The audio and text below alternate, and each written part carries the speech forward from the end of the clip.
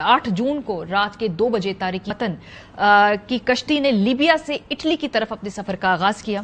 हुकाम के मुताबिक 65 से 100 फुट लंबी कश्ती में मुमकिन तौर पर 750 अफराद सवार थे। 14 जून को एक कश्ती यूनान के करीब समंदर में हादसे का शिकार हुई।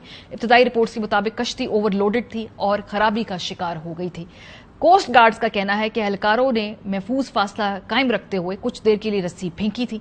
रस्सी कश्ती को रोकने के लिए नहीं बल्कि अपना तवाजन कायम रखते हुए तारिकीन वतन की कश्ती तक महफूज तरीके से पहुंचने और मालूम करने के लिए थी कि किसी मदद की जरूरत तो नहीं है।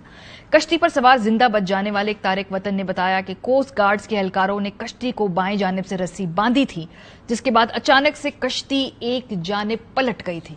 द गार्जियन न्यूज के मुताबिक कश्ती में सवार कम से कम 298 पाकिस्तानी जाँ बहक हुए हैं, जिनमें से 135 का ताल्लुक कश्मीर से था। कश्ती के हालात पहले ही इस कदर मशकूक थे कि उसके डूबने से पहले ही इसमें ताज़ा पानी खत्म होने तक 6 अफराद जान की बाजी हार चुके थे। बच्चों और खवातीन समेत 500 से जायद अफराद की बड़ी तादाद अब तक लापता है। कोहराम मचा हुआ है गांव के गांव, जहां से ये लोग अपने रोजगार के तलाश के लिए मुल्क के बाहर जाते हैं। वहां पर सफ़े मातम बिछी हुई है। इनके जो प्यारे हैं, इनके जो घर वाले हैं, कर्ज उठाकर मुश्किल हालात के साथ पैसे जमा कर इनको मुल्क से बाहर भेजते हैं। उन पे क्या टूटी क्या बीती, उन्हीं की ज़बानी सुनिए। मिल जाए अगर डेड पार्टी होगी तो कोई दुनिया की शय नहीं लेंगे, सानू सिर्फ साडा बच्चा चाहिए। कैंटा को सानू टेलीफोन ते यही गल आंदा है कि 10 लाख रुपया और दो तां लाशा मंगा।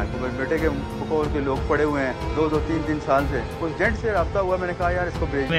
मेरे तक सर गवर्नमेंट का कोई अदारा कोई चीज़ मेरे तक नहीं पहुंची सर। यासर ने पैसे साढ़े को थोड़े जिहे वसूल किए हैं, यानी कि टोटल मेरी जी रकम है कुल मिला के 24 लाख रुपया है। $100 अलहदा उन्होंने उत्थे मंगवाया सी। किसी से 2 लिया, किसी से 1 लिया, 4 लाख रुपए का जेवर बेचा, घर मकान बेची, अपनी जेबें खाली करके उस जंट के हाथ में दे दिया। राब्ता होने जदों पिछले जुमे बैठे ने ना शिप विच तो बाद नहीं राब्ता, उस वे मैसेज आया 23 लाख रुपया साढ़े नाल कीता है। मेरे बच्चे दे 5 बच्चे ने दरखास्त है वजीर आजम अगे भी मेरे बच्चे नूं तलाश किया जाए। आपने सुन लिया, जेवर बेच के अपने पेट पे लात मार के पैसे जमा करके अपने प्यारों को मुल्क से बाहर भेजते हैं। और ये जो एजेंट्स हैं ये इनको 2 नंबर तरीके से मुख्तलिफ और रस्तों से ले जाकर यूरोप के अंदर ड्रॉप कर देते हैं। ये तो हो गई पहली जर्नी जहां पैसे जमा करके उनको इस शिप तक पहुंचाना है। जिस शिप में या बोट में या कश्ती में ये बैठते हैं, वहां से ही इनकी खौफनाक दास्तान जो है वो शुरू हो जाती है। ये जो पर्टिकुलर कश्ती थी, इसके अंदर जो लोग मौजूद थे उन्होंने बताया, और ये गार्जियन ने अपनी स्टोरी को छापा, जिसमें उन्होंने कहा कि पाकिस्तानियों के साथ वहीं से एक डिस्क्रिमिनेटरी सलूक शुरू हो जाता है, क्योंकि उनको उस जहाज के निचले वाले हिस्से में बिठाया जाता है जहां हवा आती है, वहां ना मुनासिब पानी मिलता है, और अगर खुदा न खास्ता कश्ती कहीं डूबने का इम्कान हो तो ये लोग बिल्कुल ना बच पाएं और इनके सर्वाइवल का रेट बहुत कम हो, ये वहां पर उनके साथ ट्रीटमेंट की जाती है। जो बाकी शहरियत है, क्योंकि इसके अंदर इजिप्शियंस भी थे, सीरियंस भी थे, उनसे कदरे बेहतर सलूक किया जाता है। और इस बात के एक एनी शाहिद हैं जिन्होंने पूरी गुफ्तगू की और बताया कि किस तरह से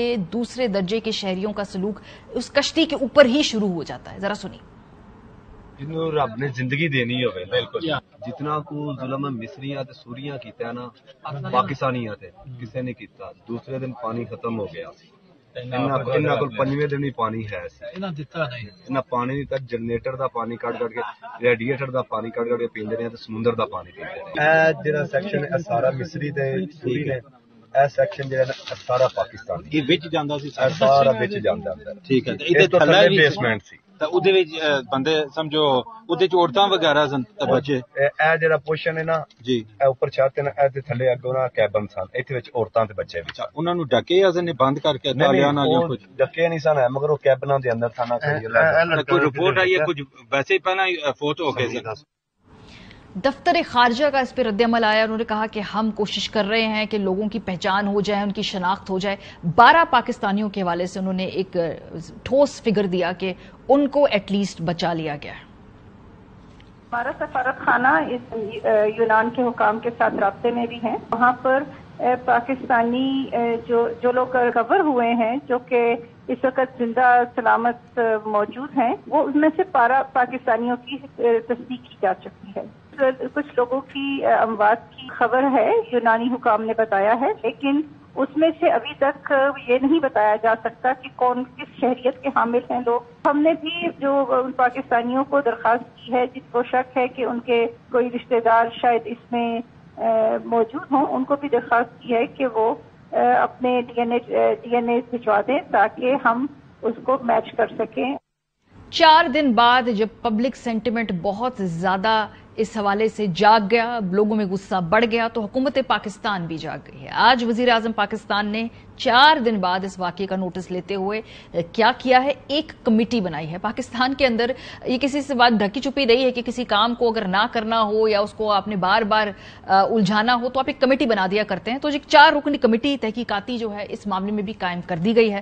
اور ایف آئی اے نے پاکستانی نوجوانوں کو غیر قانونی طریقے سے یورپ بھیجنے والے جو نوجوان کچھ ہیں ایجنٹس، ان کو پکڑ بھی لیا ہے. ان سے تفتیش بھی اس وقت جاری کی جا رہی ہے. جو کچھ ایجنٹس ہیں ان کا تعلق کہیں گجرات سے، منڈی بہاؤدین اور گجرانوالہ سے ہے. یہ کوئی آج ریاست کو پتا چلا ہے کہ یہ لوگ نوجوانوں کو 2 نمبر طریقے سے باہر بھیج رہے تھے؟ بالکل نہیں. تو یہ جو بالکل کاسمیٹک میئرز ہوتے ہیں جس پہ جب کوئی حادثہ ہوتا ہے اس کے بعد اوپر سے سب کو پکڑو اور ہٹو بچوں کی جو فلسفی کے تحت شروع میں کاروائیاں کرتے ہیں، دیکھتے ہیں ان میں سے کتنے لوگوں کو آپ منطقی انجام تک سزاؤں میں پہنچاتے ہیں، کیونکہ پہلی مرتبہ نہیں ہوا ہے. اس سے پہلے آپ کو یاد ہوگا کہ فروری 28 2023 تھا، ایک اور کشتی الٹی تھی اور اس وقت پاکستان کی ایک معروف کھلاڑی شاہدہ رضا ترکی سے اٹلی جانے والی کشتی میں سوار تھی اور ایک کشتی سمندر پہاڑ سے ٹکرا کر ٹوٹ گئی تھی اور جس کے سبب 200 سے زائد تارکین وطن ڈوب کر جاں بھاگ ہوئے تھے. ان میں تقریباً 40 پاکستانی بھی تھے جن سے بیشتر کا تعلق گجرات سے بتایا جاتا تھا. اس وقت کیا کیا آپ نے؟ اس وقت بھی یہ معاملہ جب انٹرنیشنلی تمام اخبارات میں کور ہوا تب بھی حکومت نے کچھ نہیں کیا. ہم انتظار کرتے ہیں کہ ڈیتھ ٹول بڑھے، مزید بڑھے اور پھر کچھ اس نمبر پہ جا کے ہٹ کرے کہ تب ہمارا کلیکٹیو کانشس جاگے اور پھر ہمیں کمیٹیاں بنانے شروع کر دیں. اور ایسا ہی ہوا.